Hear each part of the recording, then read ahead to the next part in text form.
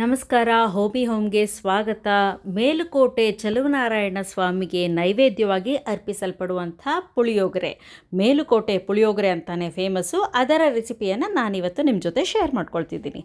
ಮೊದಲಿಗೆ ಒಂದು ಮುಷ್ಟಿ ಗಾತ್ರದ ಅಂದರೆ ಒಂದು ಹಿಡಿ ಗಾತ್ರದ ಹುಣಸೆಹಣ್ಣನ್ನು ನಾನು ಒಂದು 2 ಗಂಟೆಗಳ ಕಾಲ ನೆನೆಸಿ ಇಟ್ಕೊಳ್ತಾ ಇದ್ದೀನಿ. 2 ಗಂಟೆಗಳ ಕಾಲ ನೆಂದರೆ ಸಾಕು. ಇದು ಹಳೆ ಹುಣಸೆಹಣ್ಣು, ಅಂದರೆ ಕಪ್ಪಗಿದೆ ನೋಡಿ. ಇದು ಬೇಗ ಇದರ ಸಿರಪ್ಪು ರಿಲೀಸ್ ಆಗುತ್ತೆ, ಹೆಚ್ಚು ಸಮಯ ಬೇಕಿಲ್ಲ. ಓವರ್ನೈಟ್ ಕೂಡ ನೆನೆಸ್ತಾರೆ ಈ ಬಿಳಿ ಅಂದರೆ ರೆಗ್ಯುಲರ್ ಹುಣಸೆಹಣ್ಣನ್ನು. ಈಗ ನಾನು ಕೊಬ್ಬರಿಯನ್ನು ತುರಿದು ಅದನ್ನು ಪ್ರಿಪೇರ್ ಮಾಡಿ ಇಟ್ಕೊಳ್ತಿದ್ದೀನಿ.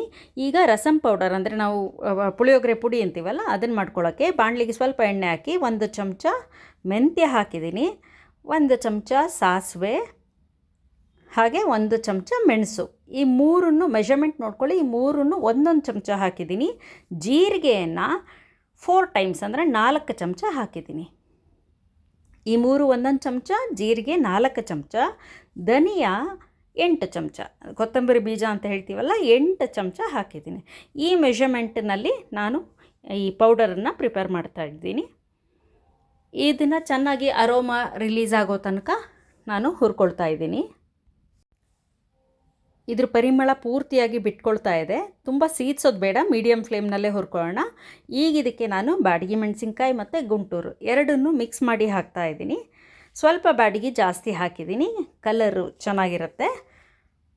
ಈಗ ಇದನ್ನು ಸೇರಿಸಿ ಚೆನ್ನಾಗಿ ಹುರ್ಕೊಂಡು ಸ್ವಲ್ಪ ಕರಿಬೇವನ್ನು ಕೂಡ ಆ್ಯಡ್ ಮಾಡ್ತಿದ್ದೀನಿ. ಒಂದು ಸ್ವಲ್ಪ ಇಂಗಿನ ಕ್ವಾಂಟಿಟಿಯನ್ನು ಒಂಚೂರು ಜಾಸ್ತಿ ತೊಗೊಂಡಿದ್ದೀನಿ. ಅದರ ಅರೋಮ ನಿಮಗೆ ಗೊತ್ತಿದೆ ಅಲ್ಲ, ಅದು ತುಂಬ ವಿಶೇಷವಾದ ರುಚಿಯನ್ನು ಕೊಡುತ್ತೆ. ಈಗ ಇಷ್ಟನ್ನು ಹುರ್ಕೊಂಡು ಆರಿದ ನಂತರ ಪೌಡರ್ ಮಾಡಿ ಎತ್ತಿಟ್ಕೊಳ್ತಿದ್ದೀನಿ. ಈಗ ರಸಮ್ ಪೌಡರ್ ಅಂದರೆ ಪುಳಿಯೋಗರೆ ಪೌಡರ್ ರೆಡಿ ಇದೆ. ಈಗ ನಾನು ಟ್ಯಾಮ್ರಿನ್ ಎಕ್ಸ್ಟ್ರಾಕ್ಟ್ ಏನಿತ್ತು ಅದರ ಸಿರಪ್ಪು, ಹುಣಸೆ ರಸ, ಅದನ್ನು ಚೆನ್ನಾಗಿ ಅದರ ವೇಸ್ಟನ್ನೆಲ್ಲ ತೆಗೆದು ಇದನ್ನು ಕುದಿಯೋಕ್ಕಿಟ್ಟಿದ್ದೀನಿ.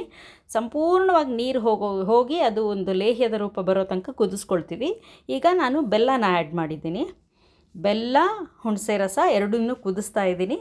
ಇದು ಘನ ಆಗ್ತಾ ಇದೆ, ಗಟ್ಟಿ ರೂಪ ಬರ್ತಾ ಇದೆ. ಸ್ವಲ್ಪ ಅರಿಶಿನ ಹಾಕಿದ್ದೀನಿ. ಇದನ್ನು ಕೂಡ ಚೆನ್ನಾಗಿ ಕುದಿಸ್ಕೊಂಡು ಉಪ್ಪನ್ನು ಹಾಕ್ತಾಯಿದ್ದೀನಿ. ಹುಳಿ, ಬೆಲ್ಲ, ಉಪ್ಪು, ಖಾರದ ಪುಡಿ, ಅರಿಶಿನ ಇಷ್ಟನ್ನು ಮಾತ್ರ ಹಾಕಿದ್ದೀನಿ. ಚೂರು ಎಣ್ಣೆಯನ್ನು ಸೋಗಿಸಿಲ್ಲ, ಒಗ್ಗರಣೆಯನ್ನು ಕೂಡ ಮಾಡಿಲ್ಲ. ಒಗ್ಗರಣೆ ಮಾಡಿದಾಗ ಕಡಲೆಬೀಜ ಹಾಳಾಗಿಬಿಡುತ್ತೆ, ಅಥವಾ ಎಣ್ಣೆನೇ ಹಳೆ ಎಣ್ಣೆ ಆದಷ್ಟು ಅದರ ಸ್ಮೆಲ್ಲು ಹಾಳಾಗ್ತಾ ಹೋಗುತ್ತೆ, ಅದರ ರುಚಿ ಕೂಡ ಕೆಡ್ತಾ ಹೋಗುತ್ತೆ. ಈಗ ಇದನ್ನೇನು ಹಾಕದೇ ಇರೋದ್ರಿಂದ ನಾವೊಂದು 2-3 ತಿಂಗಳ ಕಾಲ ಸ್ಟೋರ್ ಮಾಡ್ಕೋಬೋದು.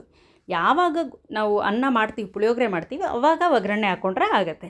ಈಗ ನಾನು ನಾರ್ಮಲಾಗಿ ಎಲ್ಲ ಚಿತ್ರಾನ್ನಕ್ಕೆಲ್ಲ ಒಗ್ಗರಣೆ ಮಾಡೋಂಗೆ ಎಣ್ಣೆಗೆ ಸಾಸಿವೆ, ಕಡಲೆಬೇಳೆ, ಉದ್ದಿನಬೇಳೆ, ಕಡಲೆ ಬೀಜನ ಹಾಕಿ ಹುರ್ಕೊಂಡು, ಒಣಮೆಣಸಿನ್ಕಾಯಿ, ಕರಿಬೇವು ಎಲ್ಲನೂ ಹಾಕಿ ಹುರ್ಕೊಂಡು ಒಂಚೂರು ತುರಿದಿಟ್ಕೊಂಡಂಥ ಕೊಬ್ಬರಿಯನ್ನು ಹಾಕಿದ್ದೀನಿ, ಅರಿಶಿನ ಹಾಕಿದ್ದೀನಿ, ಇಂಗನ್ನು ಹಾಕ್ತಾಯಿದ್ದೀನಿ.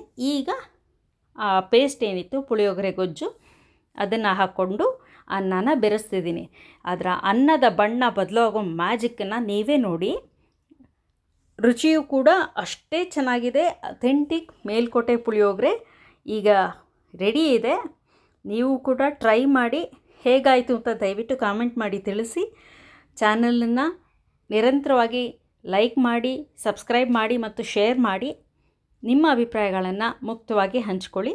ಹೊಸ ರೆಸಿಪಿಗಳ ಪ್ರಯೋಗದಲ್ಲಿ ನಿರಂತರವಾಗಿ ನಾನು ನಿಮ್ಮ ಜೊತೆ ಇರ್ತೀನಿ. Thanks for watching.